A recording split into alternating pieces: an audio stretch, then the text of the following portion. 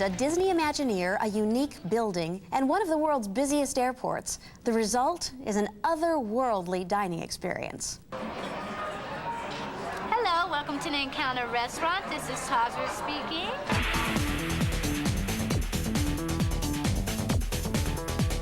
I've always wanted to be able to sit down and have dinner with George Jetson, Barbarella, and James Bond all at the same table. That would be something really exciting. Eddie Sato hasn't yet made that fantasy come true, but he has helped to create the kind of place where that dream dinner would take place. Encounter Restaurant at Los Angeles International Airport. As a Walt Disney Imagineer, Eddie served as chief designer for Encounter. Imagineering is the Disney division which designs the company's theme parks. The guests that come to the restaurant will say, oh, this reminds me of the Jetsons, or this reminds me of Barbarella, or Clockwork Orange, or a variety of different movies. I think what we really wanted to do was let the restaurant tell its own story. And the story is that it's an intergalactic lounge, a place where aliens can linger with humans. Encounter has been called the ultimate memorial to 60s science fiction. It was born out of a recent $4 million makeover of the airport's theme building, built in 1960. The Disney Imagineers wanted the new restaurant to ooze that era's optimism about the future. The future is almost met with terror. People talk about the millennium not as an exciting, great thing, but sometimes as a horrific apocalypse, really.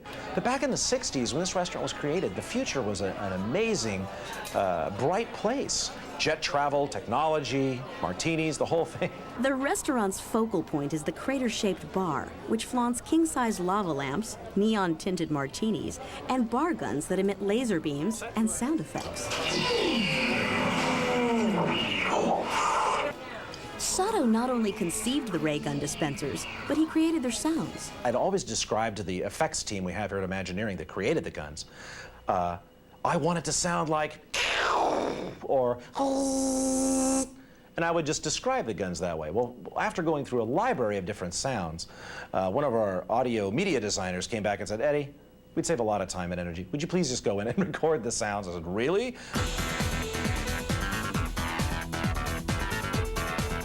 The Imagineering redesign of the airport restaurant includes a light show on the outside of the building.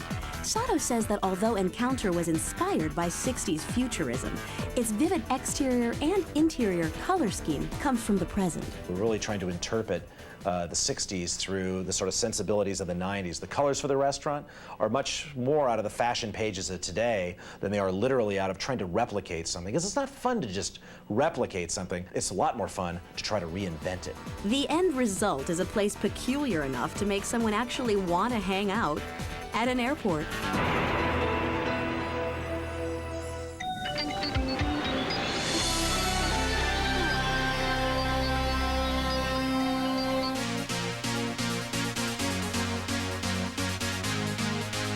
I like to go to science fiction conventions with my friends because it's a way to get to know the actors and the characters and everybody that's associated with the science fiction programs that we enjoy. And it's just a good place to get together with other people with similar interests and people that you don't even know. You already have a foundation for a relationship there because you like the same thing I do. We can talk about that and you get to meet people from all over the place.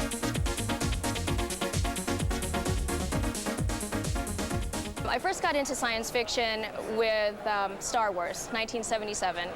Pivotal movie for me. I was into fairy tales and that kind of thing beforehand, and sword and sorcery, and Star Wars kind of mixed the fairy tale with the sword and sorcery with the lightsabers and everything. Okay guys, what do you think? It looks good. I like it. Very nice, very nice. Got each of the gadgets on there.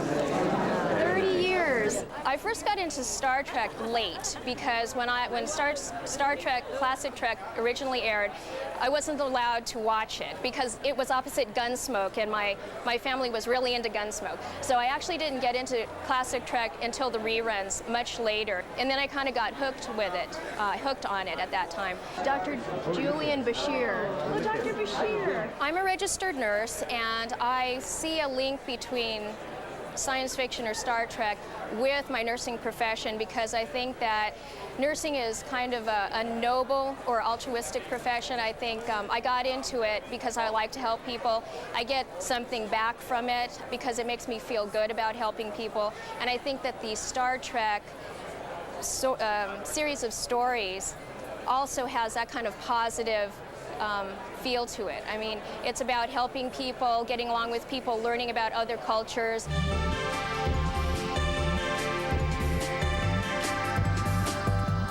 Science fiction in specific has influenced me in my choice of creative outlets outside my nursing profession. I'm currently taking a fencing class because it's something that I always wanted to take ever since Star Wars. To see Luke Skywalker and Darth Vader go at it with the lightsabers, I really wanted to experience what that was like. Okay, my birthday's coming up. Anybody? Oh, all right, this would be nice. A lot of women don't get into science fiction like I do, and I think it's because they don't know it. I think that there's a stigma with science fiction that it's kind of like a geeky kind of thing, and that, you know, only these closet people get into that, and I think that that's a misconception. I think that if people got over the stigma and the bias and they gave it a chance, they would really come to appreciate what it has to offer. Coming up, Scott delves into the amazing minds of authors Ben Bova and Greg Benford. What actress was originally cast as Catwoman in Batman Returns? The answer after this.